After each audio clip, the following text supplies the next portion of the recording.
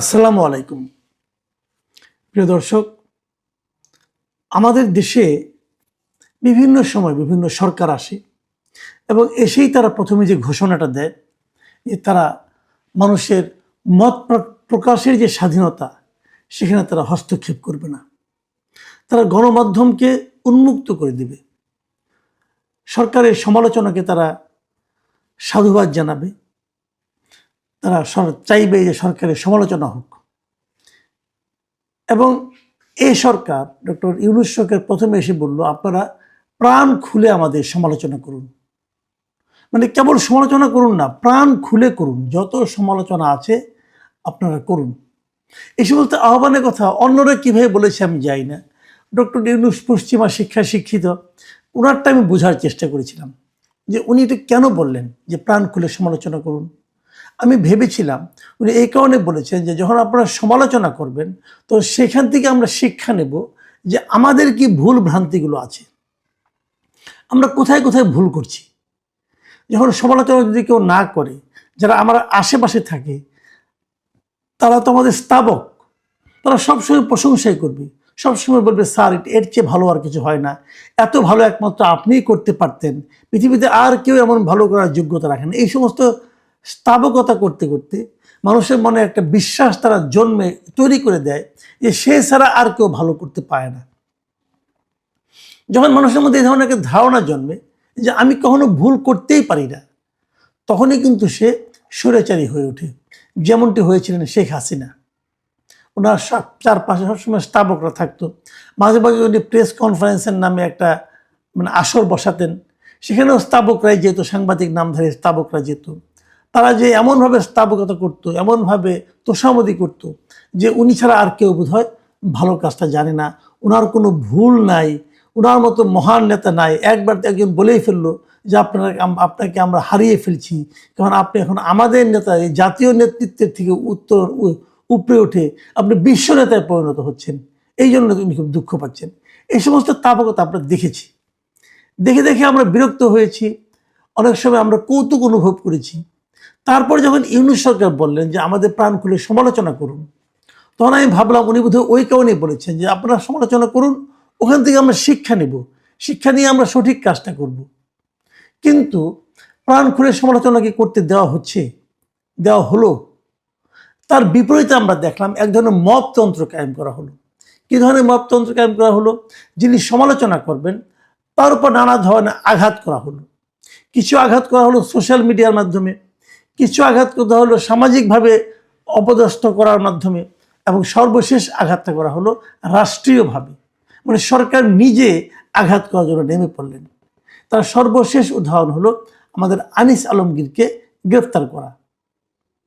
আনিস আলমগীর কি করেছিলেন? আনিস আলমগীর কিছু সমালোচনা করেছিলেন। সেটা কি সমালোচনা? সরকারের বিভিন্ন কর্মকাণ্ডের সমালোচনা করেছিলেন, কথাই তো বলেছিলেন, আর তো কিছু না।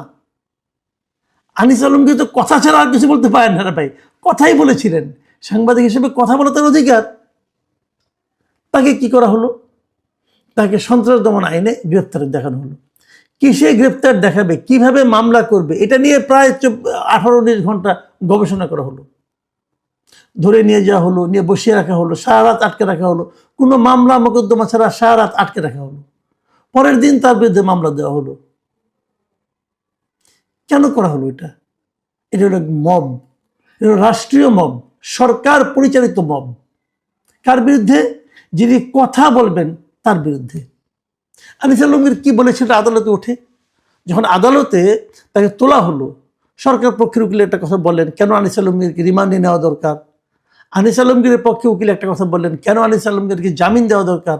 আর আনিস আলমগীর দাঁড়িয়ে বললেন যে উনি কারো দালাল সাংবাদিক হন নাই, দলের অনুগত সাংবাদিকতা করেন নাই বলে আজকে ওনার এই অবস্থা।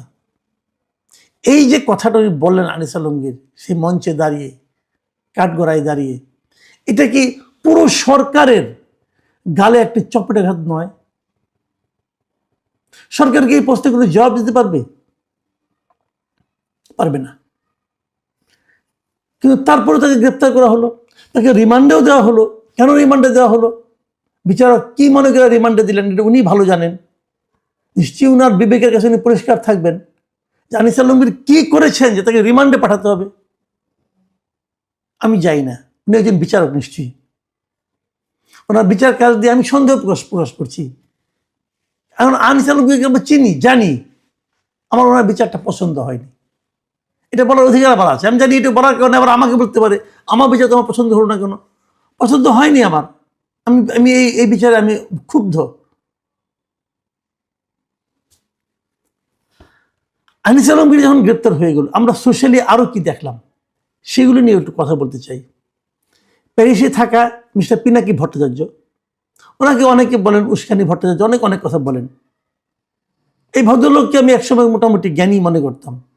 মানে উনি যে এতটা মানে হীন চরিত্রের, হীন মনমানসিকতা হতে পারেন, তার নতুন আরেকটা নমুনা দেখলাম। উনি একটা ছবি দিয়েছেন, 3 জনের একটা ছবি, সেখানে আমিও আছি, ডক্টর আব্দুল নূর তুষার আছেন, আনিস আলমগীর ছিল। আমরা 3 জন একটা ছবি তুলেছিলাম একসঙ্গে, এক জায়গায় আমরা গিয়েছিলাম, সেখানে ছবিটা তুলেছিলাম। সেই ছবিটা দিয়ে পিনাকি ভট্টাচার্য কি লিখলেন? উনি লিখলেন রইল বাকি 2। অর্থটা কি? উনি আনিস আলমগীর জেলে গেছে, এই বাকি 2 জনকে জেলে যেতে হবে। আপনি আমাকে জেলে পাঠাতে পারেন ভাই, কোনো সমস্যা নাই, আপনার ক্ষমতা আছে। আপনার কথা অনুযায়ী আমাদের এই সরকার উঠে বসে, ঘুমায়, কাইত হয়, চিত হয়, সবই হয়। আপনি ক্ষমতাধর, আপনি পারেন। কিন্তু এই পারার মাধ্যমে আপনি কি করেন? গণতন্ত্র কায়েম করেন? ভিন্ন মত যখন আপনি সহ্য করতে না পারবেন, তখন সেটা কিসের গণতন্ত্র? একজন লোককে ভিন্ন মত দিতে পারবে না। আপনি যা বলবেন, আপনার সঙ্গে আমাকে ইয়েস স্যার করতে হবে? আমার কি নিজস্ব কোনো মত থাকবে না? এটাই তো ছিল শেখ হাসিনার মধ্যে। শেখ হাসিনা তো এই কাজটাই করতো। শেখ হাসিনার সামনে কোনো ভিন্ন মত দেওয়া যেত না। তারপরেও আপনি বলেন ভিন্ন মত দেওয়ার কারণে শেখ হাসিনার আমলে কই আমরা তো ভিন্ন মত দিয়েছি, আমাদের নামে তো এরকম সন্ত্রাসবাদী মামলা হয়নি। শেখ হাসিনা শাসন আমলে আমি শেখ হাসিনা শাসন নিয়ে, সরকারের কর্মকাণ্ড নিয়ে, ওনার ব্যক্তিগত কর্মকাণ্ড নিয়ে আমি ভিন্নমত দিয়েছি, সেটা আমার মুখে বলার দরকার নাই। আপনারা অনলাইনে খুঁজেন, ইউটিউবে এখনো সব আছে। যদি কেউ না পান আমার সঙ্গে যোগাযোগ করে আমি দিয়ে দিব। কোন কোন টেলিভিশন কি বলেছি দেখেন, খোঁজেন। এমনকি সর্বশেষ যে প্রেস কনফারেন্সে আপনি এত বড় বড় কথা বলতেছেন, সেটা নিয়েও প্রথম সমালোচনামূলক কথাটা আমি বলেছি, দেশের থেকে বলেছি। কই আমার নামে তো মামলা হয়নি। আর আপনারা এতটুকু সহ্য করতে পারেন না, আমি ভিন্ন মত দিতে পারবো না? এ কেমন গণতন্ত্র? অথচ এই গণতন্ত্রে আমার সংবিধানকে আপনি মানেন না, এই সংবিধান পচা সংবিধান, হ্যান ত্যান, এগুলো আপনারা বলতেই পারেন। কিন্তু এই সংবিধানে বলেন সারা দুনিয়ার যে কোনো দেশের সংবিধান নিয়ে আসেন না আপনি, এবং যে সংবিধান আপনারা এখন তৈরি করতে যাচ্ছেন, আলিয়া সাহেব যেটা বানাচ্ছেন, সেখানেও তো মত প্রকাশের স্বাধীনতা আছে। মত প্রকাশের স্বাধীনতাকে সেখানেও গ্যারান্টি দেওয়া হয়েছে, নিশ্চয়তা দেওয়া হয়েছে। তাহলে আপনি কোন সংবিধান মানবেন? আপনারা মানুষকে কথা বলতে দিবেন না, মানুষকে মত প্রকাশ করতে দেবেন না, মত প্রকাশ করে তার উপর মত চালাবেন। এই যে আরেক মানে মানে কি বলবো, আরেক মহাজ্ঞানী সাংবাদিক আছেন, কিছুদিন সাংবাদিকতা ঢাকায় করেছিল, সেই ইলিয়াস হোসেন, সে নিউ ইয়র্ক থেকে কি লিখতেছে যে মাসুদ কামাল, মঞ্জুর আলম পান্না, জোকার তুষার, এরা কোন টেলিভিশনের টকশোতে যাবে, এরকম তথ্য জানলে আগে থেকে জানানোর অনুরোধ থাকলো, মায়ের উপর কোনো মেডিসিন নাই। সে কি বলতে চায় আমাদেরকে? দূরে বসে বসে ঘেউ ঘেউ করে। আপনি কাকে মার দিবেন? আমরা কোন টেলিভিশনের টকশোতে যাব, এটা জানারও আপনার তথ্য আপনি চান তাদের কাছে। আমাকে তথ্য দেন, তারপরে মায়ের ওষুধ নাই দিব, আপনি লোক লেলাই দিবেন। তো এইটা কি মত প্রকাশের স্বাধীনতা? ওরা মনে করছে এই সমস্ত স্ট্যাটাস দিলে পরে বোধ হয় আমরা কাঁপতে কাঁপতে পড়ে যাব। আরে ভাই, হাসিনাকে ভয় পাই নাই, হাসিনা একটা পুরো রাষ্ট্রযন্ত্র ছিল, ভয় পাই নাই। আর আপনারা কে, কোথা থেকে কে আসছেন? দেশে আসতে তার পা কাঁপে, হাঁটু কাঁপে, সে আমাকে ভয় দেখে।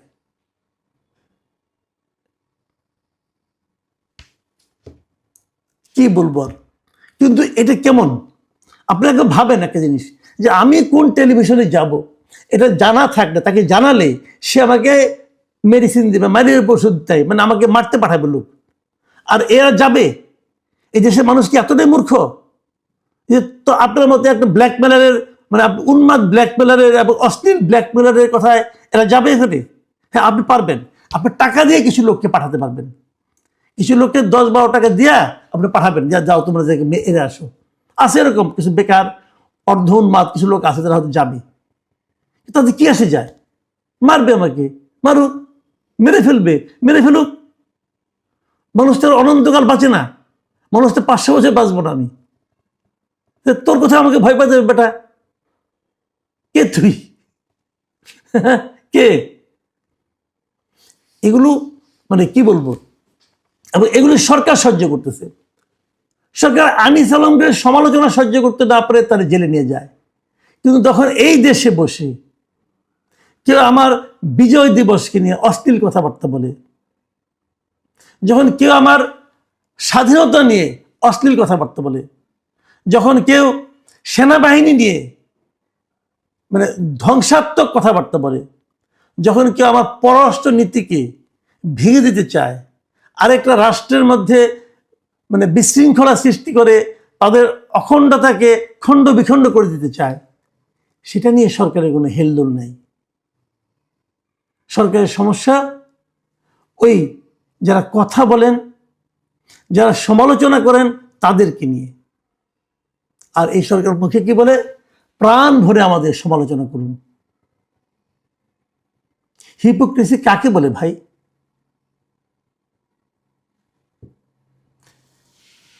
আমরা শেখ হাসিনার সরকার দেখেছি, আমরা ইউনূসের সরকারও দেখলাম, দেখছি, এখন আরো হয়তো মাস দুয়েক দেখতে হবে। সামনে কোন সরকার আসবে আমরা জানি না, তাদের কি আচরণ হবে সেটাও আমরা জানি না।